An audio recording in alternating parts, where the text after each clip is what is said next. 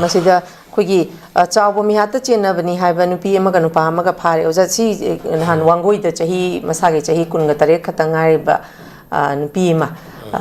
hatlambagi thaudo hoji Facebook da yang kana viral chali ko ja sida aina thamjaning badi mama mapa singna su machani ngolama yumban lambi da mai pakta dana magi nupa mem da mane maku magi mapuroi ba yauna otlaba nairaba se phure chaire habse khangla phawbada dium pan gadi ngamnaba palu nang halakpa yaroi miyam mamangde ikaije haidana siumbagi chatnabi se boja yam aduga sirakan tadi asiba khakta mangje haidana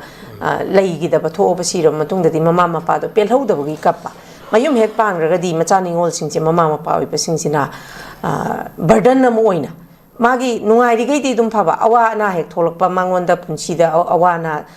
chaitheng he phangpa matamdana ningol ji mapam da halaga leibada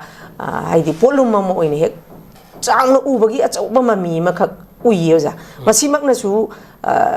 nupa mayumna mama mapana hanbada ma kasu accept tawroi khangbaduna amu nupa mayum sine hena khudong chabam su loba sida mapa ma oina oja bubol su ichani ngol po amba po am da badu de khangjadre duma po mapa ma oina siumba ningol marai bak thirba yum palubada mama I paktrabi siumba sida mama mapa singna hekta inthok piba halagadi hena haidi wamin ragani haibra karino sumbagi aranba yeng ama khak yeng base sumbasi thoktana bo jagi mai kai dagi mama mapa oi basing da message kitang ten tak thundira moja sorry Halima aroi bagi sina khunai ma semgapada basis soiba khwadi maru pora batare ko haski nupi gi thona nei nagraga nupi gi discrimination gi matang da mu lai yes si thui tawdri kana ayani mai khang ni sang ngasi si imoinu natrabra tang kuntra ga 31st imoinu jang si ai ka ba imoinu si masi ai conduct of life of manipuri society ni ko kari da makna manipuri khunai da imoinu la libano ha basi imoinu si da loi yaw bani ko masai yum gi kana lu banan bagi adagi napi na mauna adaka tawda ba sanalon sat kari mayam se phunga lai ru gi kari mari leina ba ina sum yeng the whole immunity takes conduct of life neva sigi pot ki kano se foundation ji thugai rakpa amakha ka khoi sida lakpa materialism the base tor kanda ngasai gi manada ba khunai ra pai bi ngasai habdo ani mawangi kano lakpa leidana aduna hena aun por prokta ban pi daga thine tawba khotpa gi mindset sigum mayam lakpa khotpa se masi kanoni masi ne khoi khunai da kai ri base yam luri badi bot Oliba officer and the office ka wariba ani maksigi ka cause and effects ko yam kana khanga da bani adu kaidam de sune masidi da koina ani mak nungai roi ko hausik su adu nuai ta kanoni ngamen haturiba nupa do nuai ram gadra madu chen da mi sing du nuai ram gadra nuai roi mapunsigi ma ne hek sidri bo hantang mapuki ka mai nupi hat pana traga mai kano hat pagi kano titan phangdor ni in the meantime jail ijat ai punsi da ai life tang tung kano pok punsi sida kano me am du kano ki ijat me am du mang ki ba so ko ori da bani ko adu na tan kano ni human rights violation gi kano thole bani that so na kan da osai gi masagi ori ba lai ri ba situation me am da parent na parent is very much important. Education the book the parenting rules jam sound and the ko any pita.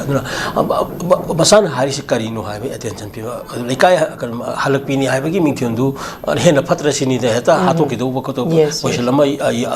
Yauragadi. Halapalata questions Magi time in the condition Natragamagi situation I am the Yumpum not any Hivanida. That would assume the Yumpum or Kanda Halakabu Halakabu Maliam the Tonga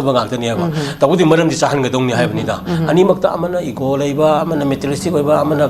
marginalized over Adugumba, Lady Mayam singer should parents in the intervention to Bungam with the convinced of Bungam with the neighbor. Nam the Targa, the divorce system and loan, lady than a go. A second Sikara, parent kick and the Sukara Kanga the Venico.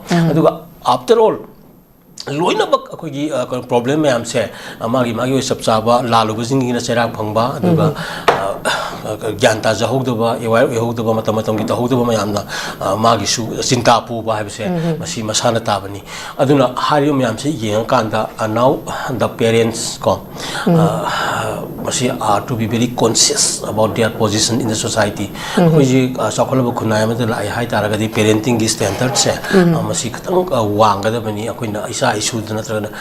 puntai taishan ba iyade ko akoi gi mentality gi makha polaga koi isa isu se masi soidana lakani aduna after all idi angang nu bi horok liba mayam singa sigi pot mayam se sum kan to boi mahutta parent mayam singi awareness manimpo ji karino di mamong nu pi ji karino midagi roles karino angam bata mating pangsin har ka da nungai na santi wina sabin thamin na dana hingmin na bo posak